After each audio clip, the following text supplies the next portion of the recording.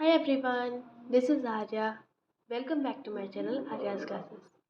तो आज पता है हम लोग क्या करने जा रहे हैं। आज करने जा रहे हैं आउटब्रेक ऑफ रेवोल्यूशन वाला टॉपिक। ठीक है, इस 9th क्लास में नेक्स्ट टॉपिक जो है हमारा आउटब्रेक ऑफ रेवोल्यूशन का है, तो हम इसे कंप्लीट करेंगे आज। इन प्रीवियस वीडियो हमने क्या कंप्लीट किया था। हमने the French society during late 18th century वाला पार्ट देखा था और बेस्टाइल फूड वाला, ठीक है, इंट्रोडक्शन वाला पार्ट ये देखा था। अब उस पार्ट को एक क्विक रिवीजन कर लेते हैं, जो भी इम्पोर्टेंट पॉइंट्स थे उनका, ताकि इस उस पार्ट से आप इसको रिलेट कर पाओ। ठीक है, क्योंकि ये दोनों आप रिलेटिव है एक तरीके से। चलो पहले देख लेते हैं फटाफट से। जो भी मेन पॉइंट होंगे वही बताऊंगी, मैं ज़्यादा नहीं बताऊंगी क्योंकि सारा डीप मैंने जो प्रीवियस वीडियो थी उसमें समझा दिया था आपको। ठीक है, तो चलो चलते हैं इसमें। सी पहले क्या हुआ था, लुइस 16 को 1774 में ही ascended the France throne of France. ठीक है, उसके बाद फिर क्या हुआ था नेक्स्ट, कि upon his accession he saw his treasury empty. There were several reason of his treasury empty. Versailles fort जो था उसको संभालना था। ठीक है, तो मतलब उसमें काफ़ी ज़्यादा पैसे खर्च हो जाते थे। जो एनग्रीमेंट कोर्ट था उसका मैंने आपको पिक्चर भी दिखाई थी। ठीक है, तो एनग्रीमेंट कोर्ट और वर्साइल्स इसको संभालने में काफ़ी पैसा चला जाता था। एंड जो गवर्नमेंट ने पैसा ले रखा था ऑलरेडी, है ना, पैसा ले रखा था। सो जो वॉर्स हुई थी इससे पहले पहले तो जो गवर्नमेंट पैसा ले रखा था वो भी लैंडर्स वापस ले रहे थे 10% इंटरेस्ट लोन के साथ। और जो वॉर्स हुई थी पहले लुई 16 के किंग बनने से पहले, ठीक है, उनमें 2 बिलियन से ज़्यादा पैसा खर्च हुआ था।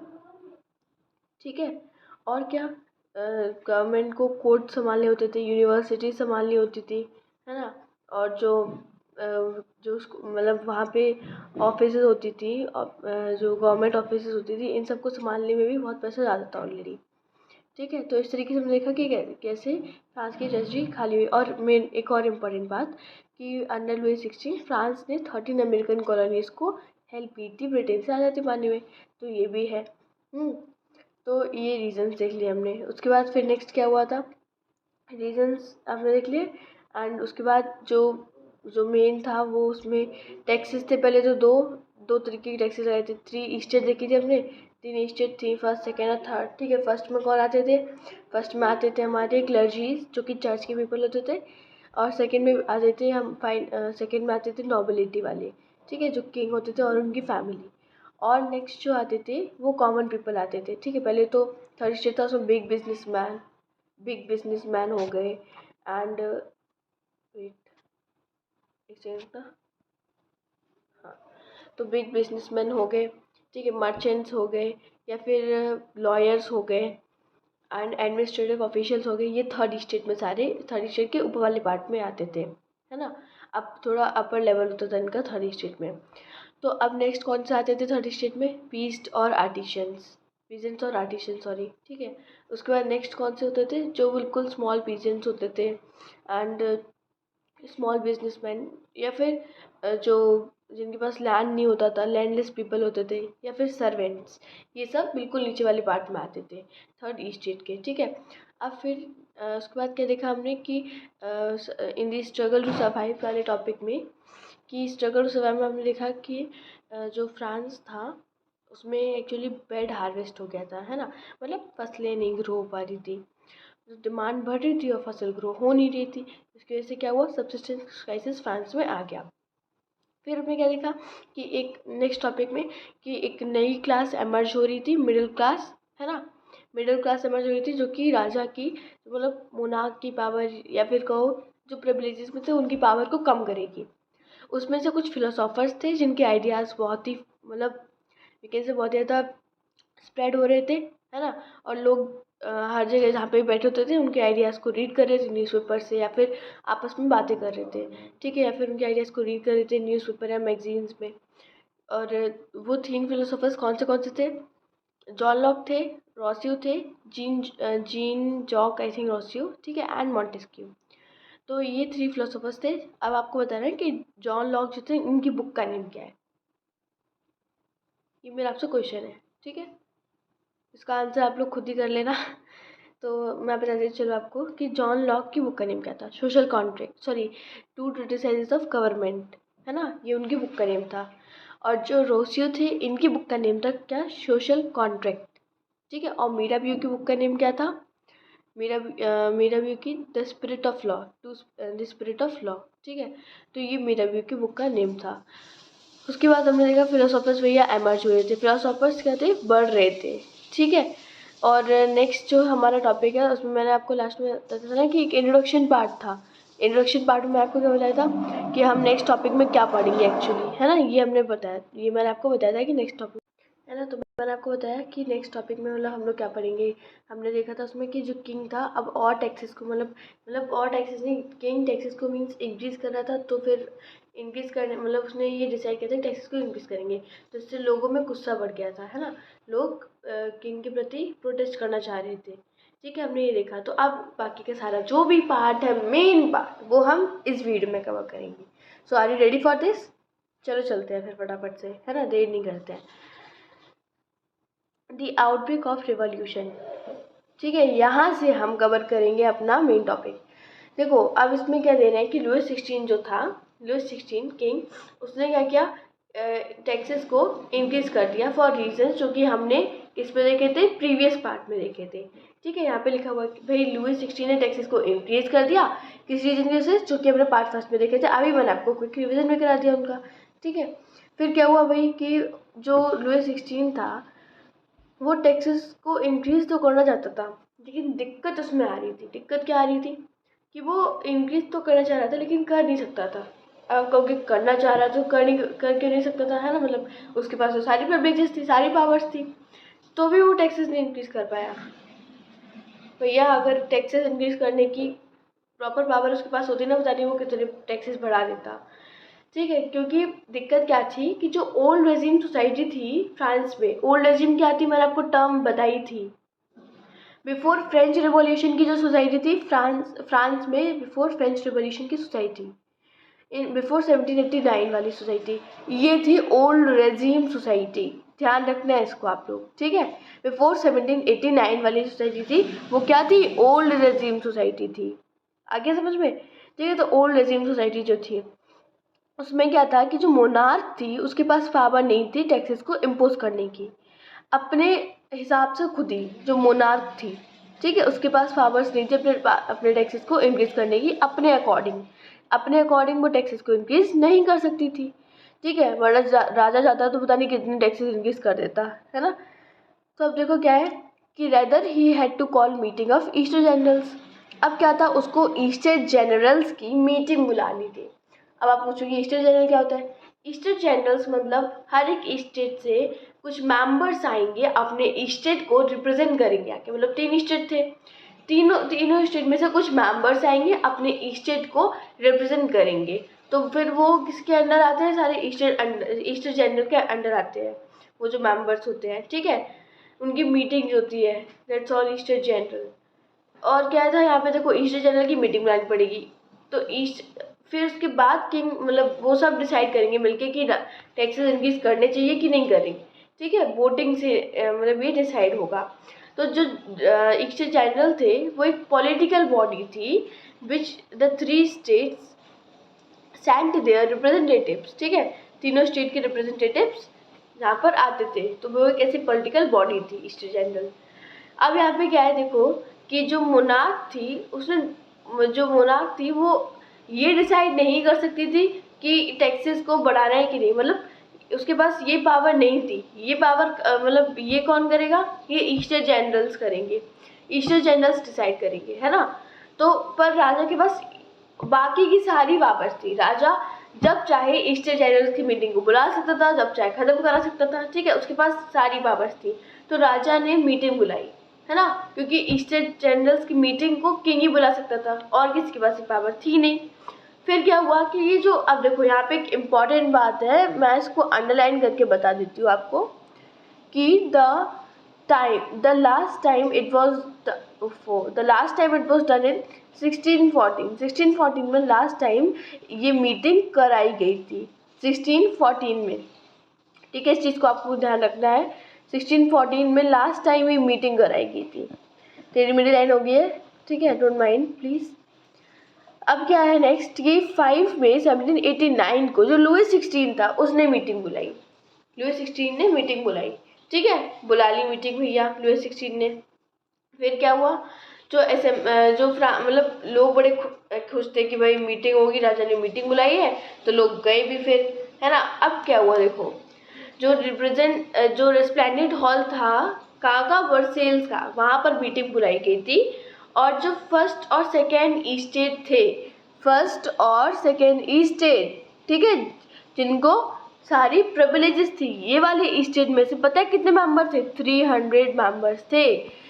मतलब फर्स्ट स्टेट के भी 3 मेंबर्स थे, फर्स्ट स्टेट के देखो तो 3 मेंबर्स थे, सेकेंड स्टेट के भी फर्स्ट स्टेट के भी 300 मेंबर्स थे और सेकेंड स्टेट के भी 300 मेंबर्स थे, ठीक है। फर्स्ट के 300 और जो सेकेंड था उसके भी 300। क्या होगा कि थर्ड स्टेट के कितने थे, तो थर्ड स्टेट के 600 मेंबर्स थे, पता है 600 मेंबर्स किसके, थर्ड ईस्ट, ठीक है। तो 600 मेंबर्स आपने देख लिया। उसके बाद फिर क्या हुआ कि आप देख सकते हो यहाँ पे कि जो मेंबर्स आए हुए थे, ठीक है, जो मेंबर्स आए हुए थे उन मेंबर्स में जो पीजेंट्स, आर्टिशियंस, एक second please sir, peasants, artisans और जो वुमेन्स थी ना, वो डिनाइड थी असेंबली में आने से। मतलब डिनाइड मतलब मना था उनके लिए कि आप असेंबली में नहीं आ सकते। अब उनकी भी तो कुछ राइट थी, मतलब उनकी भी कुछ प्रेफरेंसेस थी ना, इच्छाएं थी उनकी भी, है ना। ऐसा तो नहीं कि वो ह्यूमंस नहीं थे तो उनकी भी कोई इच्छाएं नहीं थी, है ना। तो उनकी भी कुछ राइट्स थे, उन्हें भी कुछ इच्छाएं थी भैया उनकी, जो उन्हें राजा के सामने कहना था, ठीक है, पर नहीं कर सकती थी, ठीक। तो फिर उन्होंने क्या किया कि लेटर्स लिख के दिए उन स्टेट मेंबर्स को जो कि वहाँ पे जा रहे थे। तो लेटर्स लिख के दिए किसको, मतलब जो वहाँ पे जा रहे थे, ठीक है, उसमें शामिल होने के लिए। फिर क्या हुआ कि जो किंग था उसने उसके अकॉर्डिंग, जो उससे पहले पास्ट में वोट्स हुआ करते थे कि जो टैक्स इंक्रीज करे कि ना करे, इसके लिए वोटिंग होती थी। तो अब जैसे पास्ट में लुईस 16 के जो पहले फोर फादर्स किया करते थे, तो वो क्या था कि उसने भी वही पॉलिसी फॉलो की। कैसी पॉलिसी, कि हर एक मेंबर का, एक स्टेट का एक वोट आएगा। मतलब फर्स्ट स्टेट है उसमें 300 मेंबर है, तो 300 वोट नहीं आएंगे, सिर्फ उन 300 मेंबर्स की तरफ से एक वोट आएगा, ठीक है। उन 300 मेंबर्स की तरफ से सिर्फ 1 वोट आएगा। ये थी उसकी पॉलिसी। और जो फर्स्ट था सेकेंड था तो उससे पहला एक एक वोट आया। थर्ड स्टेट से के 600 मेंबर थे तो उनकी तरफ से भी पूरा एक ही वोट आएगा। मतलब टोटल मिला के 3 वोट्स होंगे, ठीक है। उनमें से जिसकी संख्या ज़्यादा होगी, मतलब हाँ के अगर ज़्यादा होंगे तो हाँ माना जाएगा कि ठीक है, और ना के ज़्यादा होंगे तो ना माना जाएगा। अब आप कहोगे कि ये तो सरासर चीटिंग थी, है ना। आप इजीली समझ पा रहे होगे कि फर्स्ट और सेकेंड स्टेट को टैक्स पे करना नहीं पड़ता था, थर्ड स्टेट को टैक्स पे करना पड़ता था। तो फर्स्ट और सेकेंड स्टेट ना करेंगे ही क्यों, है ना। वो तो टैक्स लेते थे तो वो क्यों मना करेंगे, वो तो हाँ कर देंगे। तो फिर ये तो थर्ड स्टेट के साथ नाइंसाफ़ी होगी। तो थर्ड स्टेट ने क्या किया, थर्ड स्टेट ने एक मतलब अपने किंग के सामने अपने वी कैन से की मांग रखी, ठीक है। किंग के सामने उन्होंने कहा भाई कि थर्ड स्टेट डिमांडेड, हाँ डिमांड की, उन्होंने ये डिमांड की कि अब वोटिंग को थोड़ा डिफरेंट वे से कराओ, ठीक है। तो assembly as whole where each member would have 1 vote, ये लाइन, ठीक है। तो इसको ना अंडरलाइन कर लेना, क्वेश्चन आ सकता है, क्वेश्चन ऐसे ही फ्रेम हो सकता है, ठीक है। तो यहाँ से क्या था देखो, डिमांड क्या रखी कि each member should have 1 vote. मतलब थर्ड स्टेट का भी अगर हर एक मेंबर 600 मेंबर है तो उनमें से हर एक मेंबर का एक वोट हो, मतलब टोटल थर्ड स्टेट 600 वोट हो। फर्स्ट स्टेट के 300 है तो हर एक मेंबर का एक वोट हो, मतलब फर्स्ट स्टेट के 300 वोट। क्यों, जानते थे कि सारे थर्ड स्टेट में सारे फर्स्ट और सेकेंड में गलत है नहीं, ठीक है। कुछ लोग चाहते हैं कि ऐसा ना हो, वो ये जानते थे। तो अगर ऐसा होगा कि हर एक मेंबर एक वोट देगा तो इससे क्या होगा, ना वाले वोट भी होंगे, ठीक है। हम 600 ज़्यादा तो है, हम तो सारी ना करेंगे और साथ में वहाँ से भी कुछ मिल जाएंगे तो हम लोग ज़्यादा हो जाएंगे, तो हमारे वोट्स को माना जाएगा। इसलिए थर्ड स्टेट ने ये डिमांड रखी किंग से। पर किंग ने कहा ऐसे कैसे हो सकता है, मैं कैसे तुम्हारी बात को मान लूँ, है ना। तो किंग ने तो साफ मना कर दिया, रिजेक्ट कर दिया, ठीक है। किंग ने कहा मेरी भी तो इज्जत है, मैं तुम्हारी अगर बात मान लूँगा, ठीक है, तो मेरी इज्जत ही क्या रह जाएगी, मैं तुम्हारी बात मान कैसे लूँ। तो किंग ने साफ मना कर दिया, साफ रिजेक्ट कर दिया। कि नहीं ऐसा नहीं होगा, ठीक है। अब थर्ड स्टेट ने कहा तुम्हारी इज्जत है, हमारी नहीं है, मतलब हमारी में तुम पानी फेर दो, कोई मतलब नहीं, तो कोई फर्क नहीं पड़ता, ठीक है कोई बात नहीं, हम भी जा रहे हमें नहीं असेंबली में पार्टिसिपेट करना। तो वो लोग गुस्से में प्रोटेस्ट के मूड पे बाहर निकल गए असेंबली से, ठीक है। उस दिन तो भाई वो असेंबली से बाहर निकल गए और अपने अपने घरों में चले गए। ये जो लुई 16 ने कब किया था, हाँ 5 मई की बात है, 5 मई 1789 की बात है कि इस दिन क्या हुआ भैया, सब लोग अपने अपने घर प्रोटेस्ट में गुस्से में अपने अपने घर चले गए, ठीक है। उस हॉल से निकल के घर चले गए। अब क्या हुआ कि 20 जून आई। तो जो थर्ड स्टेट के मेंबर थे जो वहाँ पे गए थे, जिन्होंने इस बेइज्जती को फील किया था, उन्होंने कहा कि हम थर्ड स्टेट के लिए एक तरीके से स्पोक्समैन, मतलब हम थर्ड स्टेट को रिप्रेजेंट करेंगे, ठीक है, हम थर्ड स्टेट के लिए लड़ेंगे, ठीक है, हम स्पोक्समैन एक तरीके से थर्ड स्टेट के लिए। तो अब क्या हुआ कि 20 जून आई। तो आप कहोगे 20 जून को क्या हुआ? 20 जून को क्या हुआ कि जो मेंबर्स उस दिन गए थे, उन्होंने जो बेइज्जती फील की थी, तो उसको फील करते हुए उन्होंने क्या किया भाई कि 20 जून को वो सब इकट्ठे हुए, 20 जून को वो सब हुए इकट्ठे। फिर वो इसके बाद क्या किया उन्होंने, तो इसके बाद उन्होंने एक असेंबल हॉल, मतलब एक हॉल कहाँ पे थी, टेनिस कोर्ट में थी, ग्राउंड ऑफ वर्सेल्स में, मतलब उसी वर्सेल्स को जो फोर्ट था उसी के ग्राउंड में जो टेनिस कोर्ट था ना बाहर, उसने सोचा राजा अंदर तो आने नहीं देगा, तो कोई बात नहीं, हम बाहर टेनिस कोर्ट में ही रहेंगे। तो वहाँ पे अपनी एक असेंबली बनाई और उसी दिन उसको नेशनल असेंबली डिक्लेयर कर दिया। और उसने वहाँ पर क्या बोलते हैं, ये डिक्लेयर खुद को नेशनल असेंबली डिक्लेयर कर दिया, ठीक है, ये लिखा हुआ themselves as a national assembly. फिर क्या हुआ कि उसने वहाँ पे ये कसम खाई, ठीक है, सौर मतलब कसम खाना, कि हम यहाँ से तब तक नहीं लेंगे, डिस्पर्स मीन्स तब तक नहीं लेंगे हम यहाँ से जब तक हम इस फ्रांस के लिए, अपने नेशन के लिए एक कॉन्स्टिट्यूशन नहीं बना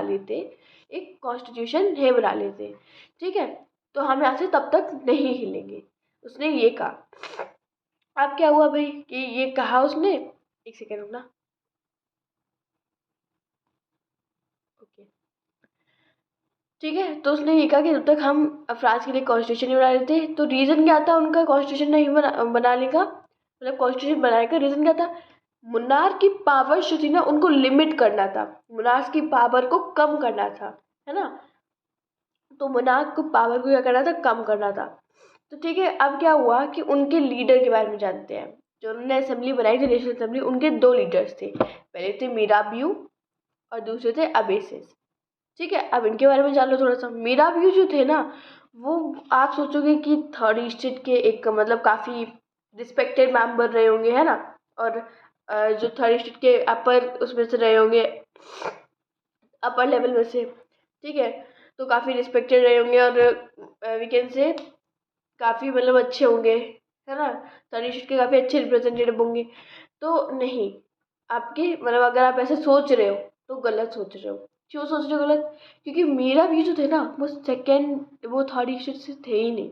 आप कहोगे तो कहाँ से थे फिर ये, है ना, तो मैं बताती हूँ वो कहाँ के थे।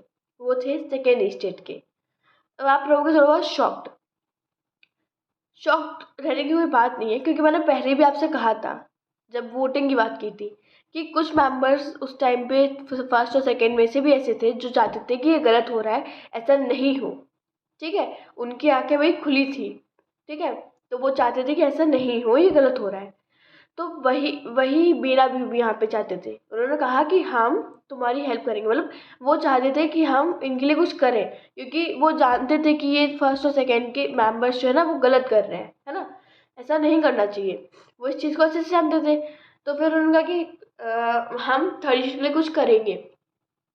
तो वो एक नोबल फैमिली के बिलोंग करते थे, नोबल फैमिली से, ठीक है, और क्या थे, with society of feudal privileges, जो कि आप जानते हो कि फ्यूडल प्रिविलेजेस की सोसाइटी थी सेकेंड स्टेट की, है ना। प्रिविलेजेस यहाँ पे लोग जो थे इनको अच्छे से मिलती थी। अब क्या हुआ भाई कि ये स्पीचेस डिलीवर करने में और जर्नल्स वाले जो पानी न्यूज़पेपर ये सब होते हैं, ठीक है। तो स्पीचेस डिलीवर करने में ये काफ़ी अच्छे थे, तो स्पीचेस वाला सारा काम इन्हीं का था। ठीक है। अब मीरा व्यू की आपको एक पिक्चर दिखा देते हैं। पहले अब ACS का पढ़ लेते हैं, फिर दोनों पिक्चर को दिखाएंगे। ठीक है, चलो। अब देखो अब ACS के बारे में। अब ACS आप सोच रहे हो ये क्या थर्ड स्टेट के मेंबर थे? तो थर्ड स्टेट के ये भी नहीं थे, ये तो फर्स्ट स्टेट के इवन थे। ये प्रीस्ट जो होते हैं वो फर्स्ट स्टेट के होते हैं। ठीक है, तो अब ACS फर्स्ट स्टेट के थे मेंबर। ठीक है, इन्होंने एक इन्फ्लेशन पैम्पलेट लिखी थी, व्हाट इज थर्ड स्टेट। इस पे कर लो अंडरलाइन, क्वेश्चन आ सकता है ये कि अब ACS ने कौन सी पैम्पलेट लिखी थी, है ना। तो व्हाट इज थर्ड स्टेट, ये पैम्पलेट उन्होंने लिखी थी। अब क्या हुआ कि जब नेशनल असेंबली फ्रांस का, अच्छा पहले पिक्चर दिखा देती हूँ, मैं भूल गई, सॉरी। चलो पिक्चर दिखा देते हैं। ये देखो, ये पिक्चर है मीरा व्यू की। ठीक है, और ये पिक्चर है अब ACS की। देख लिया आप लोग ने, मेरा व्यू और ये अब ACS। ठीक है, ओके। और ये हॉल मैंने आपको दिखाई था, ये वर्साइल्स का हॉल है। ओके, और ये है चैत्यूक्स, मैंने पहले इसको दिखा दिया, ये आएगा बाद में नीचे टॉपिक में, इसलिए मैंने पिक्चर ली थी इसकी। ये चैत्यूक्स थे, जहाँ पे जो लैंडलॉर्ड्स होते थे बड़े बड़े, जो राजा के अंडर में होते थे, वो सब रहते थे यहाँ पे। ठीक है, तो आपको ये मैंने दिखा दिया, देख लिया। तो अब क्या हुआ देखो कि नेशनल असेंबली जो थी वर्साइल्स में, जब तक वो कॉन्स्टिट्यूशन बना रही थी, ड्राफ्ट करी थी, तो फ्रांस में सिचुएशन कुछ और ही थी। फ्रांस जो था, rest of the France was seated with turmoil. अब इस टर्म का मीन समझ लो, सीटेड विद टर्मोल मतलब उथल पुथल मचना। ठीक है, बहुत ज़्यादा सिचुएशन खराब होना, उथल पुथल मची हुई थी पूरे फ्रांस में जब तक नेशनल असेंबली कॉन्स्टिट्यूशन ड्राइव कर रही थी। अब आप कहोगे कॉन्स्टिट्यूशन की वजह से उथल पुथल मची थी, तो नहीं, कॉन्स्टिट्यूशन की वजह से नहीं, क्योंकि सर्दियों का टाइम आ गया था, विंटर्स का टाइम आ गया था। ठीक है, और जो हार्वेस्ट थी वो गंदी होने लगी थी, काफ़ी बैड हार्वेस्ट हो रही थी, प्राइसेस जो थे बढ़ गए थे। अब ये वही इसकी सिचुएशन आ गई है, सब्सिस्टेंस क्राइसिस की सिचुएशन आ गई है। तो सब कुछ उस टॉपिक का इसमें रिलेट हो रहा है कि नहीं हो रहा है, सारे रीजन आपको पता चल रहे हैं कि नहीं पता चल रहे हैं। ठीक है, तो यहाँ पे वही सिचुएशन आ गई। ठीक है, और सप्लाईज जो थी वो होर्डेड हो रही थी। मतलब क्या हो रहा है देखो, होर्डेड सप्लाईज मीन्स जब प्राइसेस लो हो रहे थे और उतना सारा फसल हो नहीं थी, तो वो जो शॉपकीपर होते थे वो चीज़ों को स्टोर करके रख लेते थे, और जब प्राइसेस बढ़ते थे वैसे ही बेचना शुरू कर देते थे। ठीक है, पहले नहीं बेचते थे।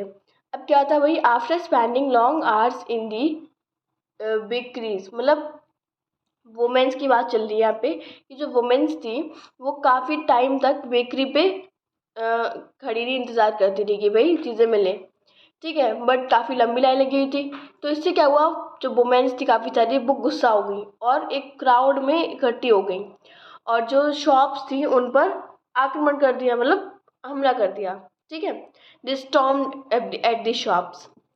अब क्या हुआ, राजा ने कहा भाई फ्रांस में हो क्या रहा है, ऐसी सिचुएशन आ गई तो मतलब मेरा कहीं जल्दी यहाँ से ट्रांसफ़र ना हो जाए, है ना, कहीं यहाँ से मेरा जल्दी भागना ना हो जाए। तो किंग ने क्या कहा अपने ट्रूप से कि सिटी में जाओ, सिचुएशन को कंट्रोल करो। ठीक है, अब यहाँ से आप कनेक्ट करो फर्स्ट वाला पार्ट, कि किंग ने कहा अपने ट्रूप्स को कि जाओ सिटी में, इस सिचुएशन को कंट्रोल करने के लिए कहा। ठीक है, बट वहाँ पे क्या, एक र्यूमर स्प्रेड हो गई, र्यूमर एक और, यहाँ पे देखो नीचे और पढ़ोगे आप, ये एक और र्यूमर। ठीक है, ये भी स्प्रेड हुई थी। तो अब क्या हुआ भाई, 14 जुलाई को जो वुमेन थी उन्होंने बेस्टाइल पे आक्रमण कर दिया, और कुछ लोग भी थे। ठीक है, जो कि मतलब जिन्हें अलाउ नहीं, जैसे कि आर्टिशियंस पीजेंट्स हो गए, तो इनको अलाउ नहीं था वहाँ पे, क्या बोलते हैं, जैसे नेशनल असेंबली में जाने, जो स्टेट जनरल की मीटिंग में इन्हें जाने का अलाउ नहीं था, वुमेन्स को, पीजेंट्स को, आर्टिशियंस को। ठीक है, तो वैसे ही इनको नेशनल असेंबली में नहीं लेके गए थे। तो ये पीजेंट्स और कॉमन पीपल जो थे और वुमेन्स मिलके इन्होंने 14 जुलाई को किस पे आक्रमण कर दिया, बेस्टाइल फोर्ट पे। ठीक है, अब थोड़ा सा पार्ट आपका और बचा है, इसको देख लो आप फटाफट से। अब क्या हुआ, एक र्यूमर स्प्रेड हो गई। र्यूमर क्या स्प्रेड हो गई, र्यूमर ये स्प्रेड हो गई कि विलेज से विलेज में जो लॉर्ड्स है ना, लॉर्ड्स जो कि राजा के अंडर में आते हैं, लॉर्ड्स ऑफ मैनोर। मैनोर मीन्स क्या होता है, वो जो कि राजा के अंडर में आते हैं। देखो, and estate consisting of the lords lands and is mention. ठीक है, लॉर्ड लैंड्स, और देखो राजा के अंदर में एक तरीके से आप कह सकते हो कि लॉर्ड लैंड्स आते हैं, मतलब लैंड लॉर्ड्स आते हैं। ठीक है, और उनके अंडर में मेंशंस आते, मैनोर आते हैं कुछ। ठीक है, तो वो एक तरीके से यही लैंडलॉर्ड होते हैं, बट ज़्यादा मतलब उनकी तरह नहीं, प्रॉपर लैंडलॉर्ड की तरह, ठीक है। ये वी कैन से कि नीचे होता है थोड़ा उनसे, है ना, लैंडलॉर्ड से नीचे किंग, फिर लैंडलॉर्ड होता है, उसके बाद ये। अब क्या था कि जो ये अफवाह एक और फैल गई, र्यूमर स्प्रेड हो गई कि विलेज टू विलेज जो लॉर्ड्स ऑफ मैनोर हैं उन्होंने हायर किए हैं बैंड्स ऑफ ब्रिगेंड्स, ठीक है, मतलब गुंडे एक तरीके से हायर किए हैं। क्यों किए हैं? लोगों की फसलों को बर्बाद करने के लिए, ताकि लोग उन्होंने ये र्यूमर स्प्रेड हो गई कि भाई लोगों की फसलें बर्बाद हो जाएंगी, बर्बाद की जाएंगी, ठीक है, सिचुएशन इससे कंट्रोल में आ जाएगी। अब क्या हुआ, लोगों के मन में गुस्सा भी बैठ गया और डर भी बैठ गया कि फसलें बर्बाद होंगी तो दिक्कत हो जाएगी। उन्होंने कहा कि वो हम पे आक्रमण करें, एक काम करें, उससे पहले हम ही कर दे उन पे आक्रमण, ठीक है, हम कर दे रहे उन पे आक्रमण, तो फिर ये कोई नौबत ही नहीं आएगी, है ना।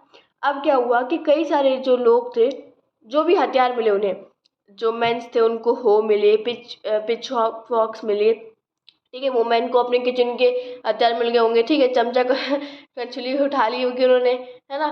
तो मतलब फिर ये वो सारे लेके वही चली वहाँ पे, उन पे उल्टा आक्रमण कर दिया, ठीक है। भाई जो कॉमन उनके हथियार थे, ठीक है, ज़्यादा स्पेशल तो वही लेके आ नहीं पाए, पर जो मिले सारे ले लिए। और जो चैत्युक्स थे ना, जो मैंने अभी आपको कैसल दिखाया था, वो चैत्युक्स ही था, मतलब चैत्युक्स टाइप थे, ठीक है। तो क्या था भाई कि दे लूटेड ऑल दी ग्रेन, जो अनाज था वो सारा लूट लिया, ठीक है। और डॉक्यूमेंट्स थे जो जिनमें मैनोरियल ड्यूज मेंशन थे। मैनोरियल ड्यूज क्या, जैसे उनसे किसी ने कितना पैसा लिया है, ठीक है, और सारी उनकी वैसी इन्फॉर्मेशन। तो उन्होंने कहा कि जब यहाँ पे इतनी सिचुएशन ऐसी हो रही है, ठीक है, तो अब एक काम कर रहे, इसमें भी फ़ायदा ही उठा ले रहे, तो सारे उन्होंने मैनोरियल ड्यूज ही जला दिए। अब मैनुअल ड्यूज बचे ही नहीं, तो अगर वो किसी से मांगने भी जाएंगे तो वो कहेगा पहले दिखाओ तो कौन सा कहाँ लिया, मतलब लोग मानेंगे नहीं बात को, है ना। पहले उनके पास रिटर्न में था, अब रिटर्न में है नहीं, ठीक है, अब रिटर्न में है नहीं, क्योंकि सारे मैनुअल ड्यूज सारे कागज जला दिए लोगों ने, ठीक है। तो अब कोई प्रूफ था नहीं उनके पास। अब क्या हुआ, सारे प्रूफ से जला दिए। अब लार्ज नंबर ऑफ जो नॉवेल्स थे वो फ्रांस को छोड़ के बाहर भागने लगे, या फिर अपने घरों को, कुछ तो घरों को छोड़ के दूसरे प्लेसेस में जा रहे थे, और कुछ थे फ्रांस को ही छोड़ जा रहे थे। अब इससे क्या हुआ कि जो लुइस 16 था, उसके चेहरे की तो हवाइयाँ उड़ गई। क्यों उड़ गई पता है? उसने सोचा कि जैसे ये मैनोर्स और लैंडलॉर्ड्स भाग रहे हैं, ऐसे मुझे भी ना भागना पड़े, ठीक है। तो अब लुइस 16 ने फाइनली जो नेशनल असेंबली थी उसके अंदर सरेंडर कर दिया एक तरीके से, ठीक है। ही accorded recognition to the national assembly and accepted the principle of the power would from now be checked by the constitution only। अब monarchy पावर को भी कॉन्स्टिट्यूशन ही संभालेगा, ठीक है। अब 4 अगस्त 7, यहाँ से देखो ये इम्पोर्टेंट डेट है भाई, इसको आपको अंडरलाइन कर लेना है। 4 अगस्त 1789 को क्या हुआ, जो असेंबली थी उसने एक डिग्री पास की, फटाफट से पूरी लाइन को अंडरलाइन कर लो, एक डिग्री पास की, abolishing the feudal system of obligation and taxes. अब फ्यूडल सिस्टम मैंने आपको बताते क्या होता है, ठीक है, जहाँ पे जो फर्स्ट और सेकेंड स्टेट के मेंबर थे इनको काफ़ी ज़्यादा प्रिविलेजेस दी जाती थी, ठीक है, इनको काफ़ी ज़्यादा प्रिविलेजेस और राइट्स दी जाती थी फ्रॉम बर्थ, क्योंकि ये फर्स्ट और सेकेंड स्टेट के थे। तो उस टाइम पे फ्यूडल सिस्टम चलता था इस तरीके का, ठीक है। तो अब जो डिग्री पास की उसमें क्या था, फ्यूडल सिस्टम को ख़त्म करो, टैक्सेस जो लिए गए हैं उनको ख़त्म करो, जो टैक्सेस लिए जा रहे हैं टेक्स टेल, ठीक है, इस तरीके के टैक्सेस लिए जा रहे हैं इनको ख़त्म करो। तो भाई टैक्सेस को भी ख़त्म कर दिया, इस डिग्री को पास किया गया 4 अगस्त 1789 को, उसमें फ्यूडल सिस्टम और डिग्री दोनों को ख़त्म कर दिया गया। अब क्या हुआ, मेंबर्स जो थे क्लर्जियों को भी, क्लर्जी जो थे उनको भी फोर्स किया गया कि भैया तुम्हारी भी प्रिविलेज खत्म होंगी, अगर किंग की खत्म होगी तो तुम्हारी भी हम खत्म करेंगे, ठीक है। तो फिर क्या हुआ कि जो टैक्स था ना, टिथ, उसको एबॉलिश कर दिया गया, खत्म कर दिया गया, टिथ जो टैक्स था, ठीक है, जो टैक्स लिया जाता था टिथ, उसको खत्म कर दिया गया। और जो चर्च थे उनसे उन्होंने जो भी लैंड लिए थे उन सबको वापस ले लिया, जो मेंबर्स थे वहाँ के उन्होंने, ठीक है, जो लैंड्स थे ओन किए थे चर्च ने, उन सबको अपने अंडर में ले लिया। अब क्या हुआ कि इससे पैसे काफ़ी नुकसान हुआ गवर्नमेंट का, ठीक है। ये acquired assets worth at least 2 billion लीब्र। तो आपने यहाँ तक देख लिया कि क्या क्या एक्चुअली इसमें हुआ, फटाफट से एक बार फिर से देख लो। लुई 16 जो था उसने मतलब यहाँ पे क्या क्या हुआ था आप देख सकते हो, ठीक है। ओल्ड रेजिम सोसाइटी जो थी उसमें राइट्स नहीं थी किंग को कि वो ये सब डिसाइड कर सके। फिर ईस्ट इंडिया जनरल की मीटिंग बुलाई और उस मीटिंग में वोटिंग कराई, ठीक है। वोटिंग उस हिसाब से होती थी जैसे पहले होती थी, बट अभी क्या हुआ कि जो थर्ड डिस्ट्रिक्ट थे उन्होंने डिमांड की कि वोटिंग ऐसी नहीं हो, हर एक मेंबर को एक वोट दिया जाए, ठीक। बट राजा ने रिजेक्ट कर दिया तो फिर वो गुस्से में बाहर निकल आए, उसने तो चले गए घर पे। बट क्या हुआ, बाद में 20 जून को आए, 20 जून को वापस आए, असेंबली बनाई, नेशनल असेंबली की, और कॉन्स्टिट्यूशन को ड्राफ्ट करने में लग गए। जब तक वो कॉन्स्टिट्यूशन ड्राफ्ट कर रहे थे, मतलब ड्राफ्ट कर रहे थे, तब तक फ्रांस में सिचुएशन बहुत ख़राब होती गई, ठीक है, दिन दिन ख़राब होती गई और सब्सिस्टेंस क्राइसिस वाली सिचुएशन यहाँ पे आ गई, ठीक है। अब क्या हुआ, र्यूमर फैली, मतलब जो वुमेन्स थी उन्होंने जब दुकान पे आक्रमण किया और शॉप्स थी उन पे आक्रमण किया, और जो 14 जुलाई को बेस्टाइल पे आक्रमण किया, फिर एक र्यूमर स्प्रेड हो गई कि लैंड्स लॉर्ड्स ऑफ मैनोर है उन्होंने हायर किए हैं बैंड्स ऑफ ब्रिगेंड्स, ठीक है। देख लिया सारा का सारा फटाफट से एक क्विक रिविजन। और बैंड ऑफ ब्रिगेंड्स को हायर किया और ताकि हमारी फसलें बर्बाद कर दें। उसके बाद क्या हुआ भाई, फसलें बर्बाद कर दे तो लोगों ने उल्टे ही आक्रमण कर दिया उस पर। फिर फाइनली लुई 16 ने इस सिचुएशन को देखते हुए कॉन्स्टिट्यूशन के अंडर में सरेंडर कर दिया, ठीक है। और फिर क्या हुआ, बाद में आती है फ्रांस जो होता है एक कॉन्स्टिट्यूशन मोनार्की बन जाता है। इस टॉपिक को हम पढ़ेंगे नेक्स्ट वीडियो में अपनी, तो वही नेक्स्ट वीडियो में इसको हम जैसे मैंने बताया कवर करेंगे, ठीक है। आज हमने इतना कवर किया है, outbreak of the revolution. Constitution monarchy मतलब कॉन्स्टिट्यूशन भी था, मोनार्की भी थी, पहले मैंने बता दिया, बट इसको करेंगे नेक्स्ट वीडियो में कवर, ठीक है। तो चलो अब मिलते हैं अपनी नेक्स्ट वीडियो में। वीडियो पसंद आए तो लाइक सब्सक्राइब करना मत भूलना, ठीक है प्लीज़। आप लोगों का तो यार कुछ नहीं जाता है, एक लाइक सब्सक्राइब कर दोगे तो क्या चला जाएगा आपका, ठीक है। तो प्लीज़ लाइक सब्सक्राइब करना ताकि आपको और भी बाकी की ऐसी वीडियोस मिलती रहें, ठीक है। चलो तो अब अपने मिलते हैं नेक्स्ट वीडियो में। Thank you so much, take care, bye bye.